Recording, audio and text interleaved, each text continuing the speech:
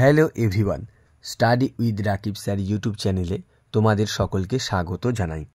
আজকে আমি তোমাদের সাথে আলোচনা করব বাংলা ভাষা ও সংস্কৃতি বই থেকে বাংলা ছোট গল্পের ধারায় রবীন্দ্রনাথ ঠাকুরের অবদান সম্পর্কে।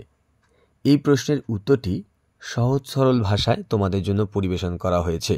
আশা করি পরীক্ষায় এভাবে লিখতে পারলেই 5-এ 5 নম্বর পাওয়া যাবে। তাই আর দেরি না করে প্রশ্নের উত্তরের দিকে যাওয়া যাক। প্রশ্ন: বাংলা ছোট গল্পের ধারায় রবীন্দ্রনাথ ঠাকুরের অবদান আলোচনা করো। উত্তর: ভূমিকা: বাংলা সাহিত্যে ছোট গল্পের প্রথম সার্থক স্রষ্টা রবীন্দ্রনাথ ঠাকুর। তাঁর হাতেই বাংলা ছোট গল্প সার্থক রূপ পায়। এমনকি 19 শতকে বিশ্বের যে কজন ছোট গল্পকার এসেছিলেন তাঁদের মধ্যে রবীন্দ্রনাথ অন্যতম। অবদান: ভিখারিনী গল্পের মাধ্যমে ছোট গল্প লেখার সূত্রপাত হলেও তার প্রথম সার্থক ছোট গল্প বলা চলে দেনা পাওনাকে। তার গল্পে মানুষ ও প্রকৃতি মিলেমিশে একাকার। ছুটি, অতিথি, একরাত্রি প্রভৃতি গল্পে প্রকৃতির বিশেষ ভূমিকা পাঠককে মুগ্ধ করে। সমাজ সমস্যামূলক গল্প যেমন দান প্রতিদান, কাবুলিওয়ালা, দেনা পাওনা প্রভৃতি গল্পে সামাজিক কুপ্রথার বিরুদ্ধে সমালোচকের ভূমিকা নিয়েছেন রবীন্দ্রনাথ। অতিপ্রাকৃত গল্পের মধ্যে ক্ষুধিত পাষাণ, কঙ্কাল উল্লেখযোগ্য।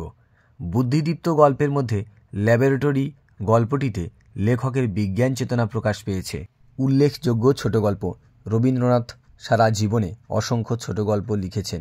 এর মধ্যে দেনা পাওনা, পোস্টমাস্টার, ছুটি, অতিথি, শুভা, কাবুলিওয়ালা, মেঘ ও রৌদ্র, নষ্টনীড়, একরাত্রি, বলাই, শেষের রাত্রি, স্ত্রীর পত্র, ক্ষুধিত পাষাণ, নিশীথে, রবিবার, মণিহারা অবিস্মরণীয় সৃষ্টি। উপসংহার: বিষয় বৈচিত্র্য ও লিখন রীতির বিচারে একথা বলা যায় যে রবীন্দ্রনাথ বাংলা ছোট গল্পকে বিশেষভাবে সমৃদ্ধ করেছেন।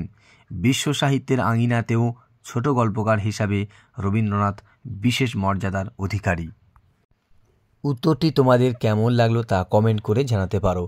আর চ্যানেলে নতুন হয়ে থাকলে চ্যানেলটিকে সাবস্ক্রাইব করে পাশে থাকা বেল আইকনটিতে ক্লিক করে রেখো পরবর্তী ভিডিওগুলো সবার আগে পেতে।